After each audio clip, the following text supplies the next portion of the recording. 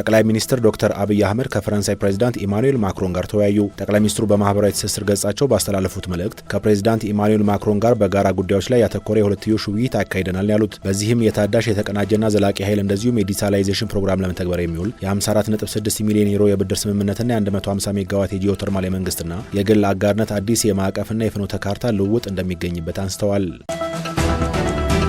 በጸጥታው ምክር ቤት አፍሪካ ቋሚ መቀመጫ ማጣቷ የዓለም አቀፍ ተቋማትን ኢፍትሐዊነት የሚያንጸባርቅ ነው አሉ የተባበሩት መንግስታት ዋና ጸሐፊ አንቶኒዮ ጉቴሬዝ። የአፍሪካ ህብረትና የተባበሩት መንግስታት የ10ኛው ዓመታዊ ኮንፈረንስ በአፍሪካ ህብረት ተካሂዷል። አንቶኒዮ ጉቴሬዝ አፍሪካ በታሪክና በዓለም ኢፍትሐዊነት አሰራር የደረሰባትን በደል ለመቀልበስ የምታደርገውን ጥረት ለመደገፍ ቁርጠኛ እንደሆኑ ነው የገለጹት። ኢትዮጵያ የ2028 አልቲሜት ሻምፒዮንሺፕና የ2031 ዓለም ሻምፒዮና ለማስተናገድ ያላትን ዝግጁነት ለዓለም አቀፍ አትሌቲክስ ፌዴሬሽን አመራሮች አረጋገጠች። የባህልና ስፖርት ሚኒስትር ሸዊት ሻንካ ከዓለም አቀፍ አትሌቲክስ ፌዴሬሽን ዋና ስራ አስፈጻሚ ጆን ሪድሪጎና የስፖርት ውድድሮች ጨረታ ዳይሬክተር ማርክ ረስት ጋር ተወያይተዋል። ውይይቱ ኢትዮጵያ 2028ን አልቲሜት ሻምፒዮንሺፕና የ2031 ዓለም ሻምፒዮና ለማዘጋጀት ባቀረበችው ጥያቄ ላይ ትኩረት ያደረገ ነው። መንግስት የአትሌቲክስ ውድድሮችን ለማዘጋጀት ከፍተኛ ፍላጎት እንዳለውም አስረድተዋል።